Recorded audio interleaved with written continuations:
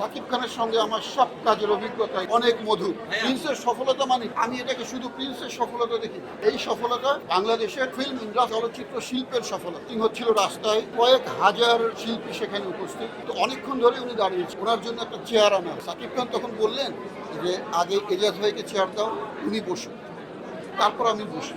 কথা নিয়ে আমি নিশ্চিত কোনো শিল্পী, কোনো কলাকুশলী কোনো অভিযোগ তুলতে পারবেন না। এটা আমাদের বড় অ্যাচিভমেন্ট ছিল।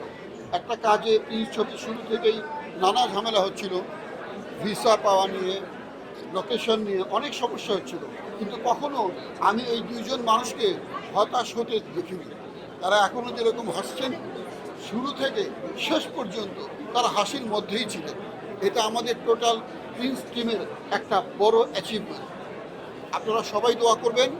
যেভাবে প্রিন্স শৃঙ্খল মুক্ত হলো, আমি শৃঙ্খলই বলবো, কিছু ঝামেলা ছিল, এই ঝামেলাগুলিকে আমি বলবো শৃঙ্খল।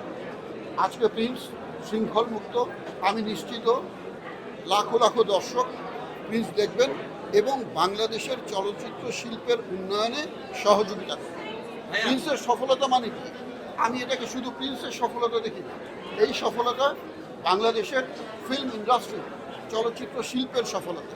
এবং চলচ্চিত্রকে এগিয়ে নিয়ে যেতে হলে প্রিন্সের মতো ছবি প্রতি বছর দরকার, বারবার দরকার, যাতে করে আমাদের দেশের এই ইন্ডাস্ট্রিটি একদম তুঙ্গে উঠে যায়।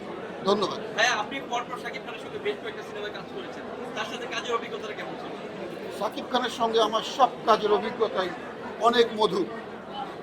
যেটা প্রিন্সের একটি কথা আমি আগেও বলেছি, শুটিং হচ্ছিল রাস্তায়, কয়েক হাজার শিল্পী সেখানে উপস্থিত, তো মঞ্চে সাকিব খান আমাকে পরিচয় করে দেবেন, আমি এমপি ক্যান্ডিডেট, আমাকে পরিচয় করিয়ে দেবেন ভোটারদের মাঝে।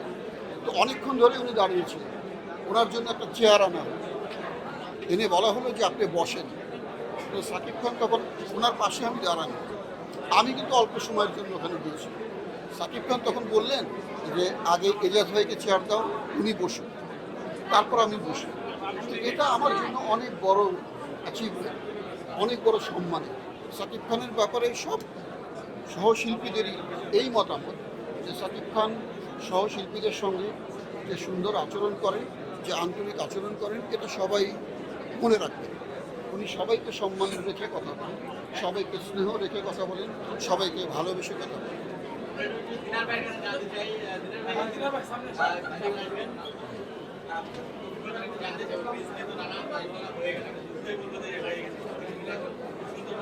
সবকিছু মিলে আজকে স্পেশাল শো